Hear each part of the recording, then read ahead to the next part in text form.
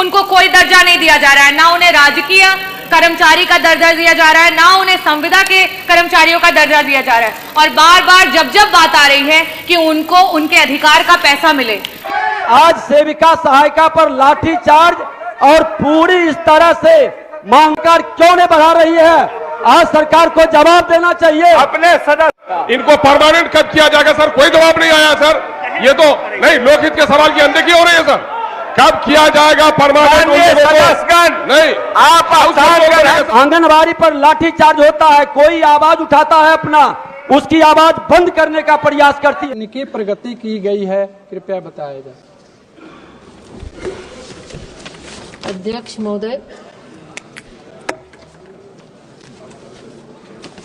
माननीय सदस्य के द्वारा पूछे गए, चूंकि आदरणीय प्रधानमंत्री श्री नरेंद्र मोदी जी के दूरदर्शी नेतृत्व से हमारी सरकार महिलाओं और बच्चों के लिए स्वास्थ्य, सुरक्षा, क्षमता और सहभागिता को सुनिश्चित करने के लिए दृढ़ता से कार्य कर रही है और आंगनबाड़ी को और सक्षम और प्रभावशाली बनाने के लिए इसके इकोसिस्टम को और मजबूत करने के लिए मिशन पोषण 2.0 सक्षम आंगनवाड़ी मिशन पोषण 2.0 के तहत, जिसमें कि 6 वर्ष से कम उम्र के बच्चों के लिए पोषण वितरण और ECC early childhood care and education को बढ़ाने के लिए प्रतिवर्ष, जिसमें 40,000 करके प्रतिवर्ष उसमें सैंक्शन के लिए है, लगभग 2 लाख आंगनवाड़ी केंद्रों का हमने सैंक्शन किया और उसको उन्नत बनाने के लिए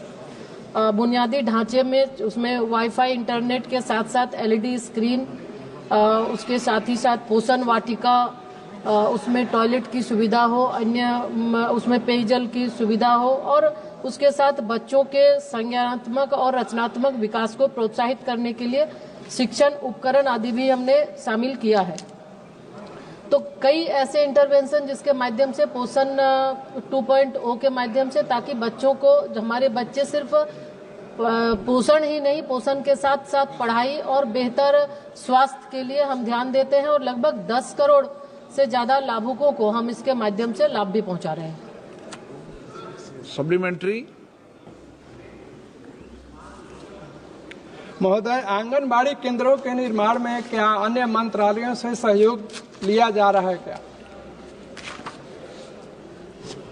अध्यक्ष महोदय, आंगनबाड़ी जो प्रश्न माननीय सदस्य ने पूछा है, तो आंगनबाड़ी के निर्माण में कई मंत्रालय इसमें शामिल है और ऐसे भी जो आंगनबाड़ी हमारा महिला बाल विकास मंत्रालय लगभग 18 मंत्रालय के कन्वर्जन के साथ चलता है और उसमें विशेषकर ग्रामीण विकास मंत्रालय, ग्रामीण विकास विभाग के मनरेगा के तहत हम आंगनवाड़ी केंद्रों का निर्माण करते हैं, जिसमें 8 लाख रुपए मनरेगा के तहत, 2 लाख रुपए 15वें वित्त आयोग किसी अनाबद्ध राशि के तहत और 2 लाख रुपए हम प्रति आंगनवाड़ी विभाग के माध्यम से देते हैं, ताकि उसके आधारभूत संरचना का विकास हो। और उसी तरह से माननीय प्रधानमंत्री जी के नेतृत्व में प्रधानमंत्री जनजातीय आदिवासी महान्याय अभियान यानी PM जनमन के तहत 18 राज्यों और संघराज्य क्षेत्रों को शामिल किया गया है, जिसमें 75 विशेष रूप से कमजोर जनजातीय समूहों के लिए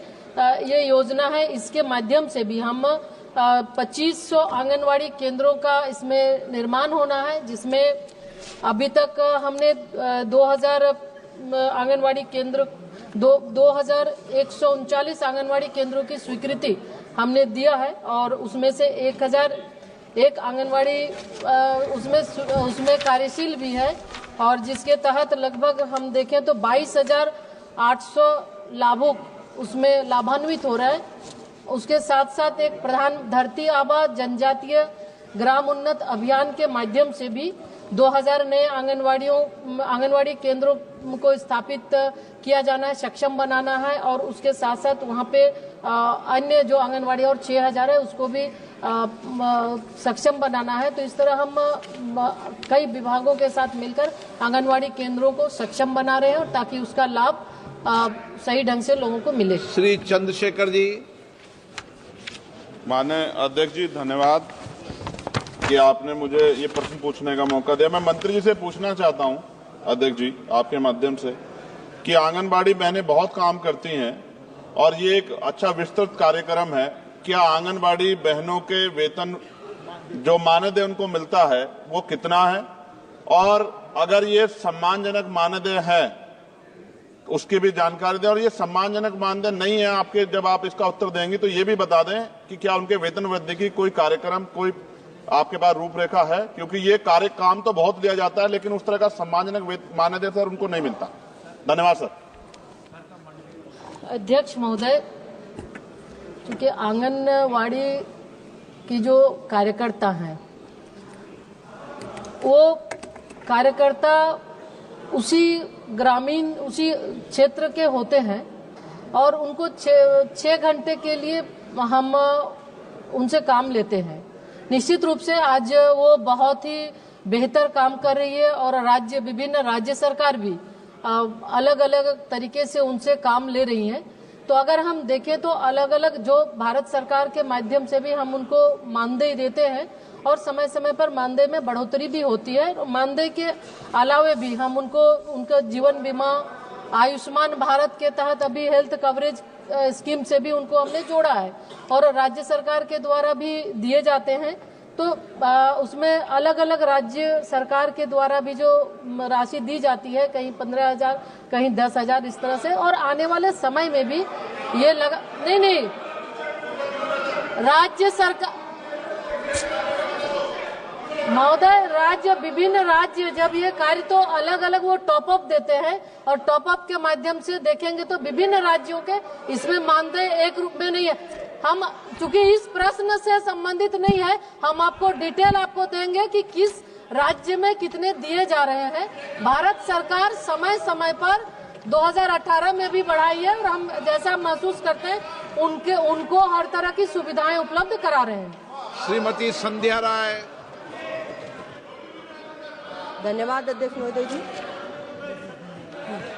मैं आपके माध्यम से माननीय मंत्री महोदय से पूछना चाहती हूँ, महिलाओं और बच्चों को पोषण संबंधी लाभ मिले उस दिशा में हमारी सरकार की पहल है कि हर आंगनवाड़ी केंद्रों पर या आसपास सरकारी स्कूलों में या पंचायत की भूमि पर पोषण वाटिकाएं बनाई जाएं, जिससे हमारी महिलाओं और बच्चों को भरपूर पोषण मिल सके। इसलिए मैं माननीय मंत्री जी से पूछना चाहती हूँ कि अभी तक पूरे भारतवर्ष में व मध्य प्रदेश में अभी तक कितनी पोषण वाटिकाएं संचालित हैं और आगामी हमारी सरकार का क्या लक्ष्य है। धन्यवाद। अध्यक्ष महोदय, पोषण वाटिका ये मिशन आंगनवाड़ी पोषण 2.0 के तहत हम आंगनवाड़ी केंद्रों को सक्षम बना रहे हैं। अभी तक पूरे देश के अंदर 2 लाख आंगनवाड़ी केंद्रों को स्वीकृति दी जा चुकी है सक्षम आंगनवाड़ी निर्माण के लिए। तो उसके लिए सक्षम आंगनवाड़ी में पोषण वाटिकाएं भी होती है और पोषण वाटिका के साथ साथ बेहतर उसमें आधारभूत संरचना, टॉयलेट की व्यवस्था हो, पानी पीने की व्यवस्था हो, आरओ सिस्टम की भी व्यवस्था कर रहे हैं। और बच्चों के जो ईसीसी की जो हम बच्चों को अनौपचारिक शिक्षा दे रहे हैं उसके लिए भी हम एक एलईडी स्क्रीन देते हैं ताकि उसके माध्यम से बच्चों को अनौपचारिक तौर पे वो शिक्षा ग्रहण कर सके। तो इसके तहत राज्य सरकार से जो हमारे पास अभी प्रस्ताव आए 2 लाख का हमने स्वीकृति दिया है और उसके तहत बहुत लगभग 15,000 से ज्यादा सक्षम बन चुके हैं, जहां पोषण वाटिकाएं भी है और अन्य जगहों पे भी। अगर आंगनवाड़ी केंद्र के अंदर अगर जगह नहीं है तो हम ये राज्य सरकार से कहते हैं कि वो दूसरे जगह भी कोई भी सार्वजनिक या सरकारी भूमि है वहां पर भी वो पोषण वाटिका बनाए ताकि उस पोषण वाटिका के माध्यम से बच्चों को पौष्टिक भोजन और हरी साग सब्जियां भी वो खिला सके। सुश्री मिताली बाग।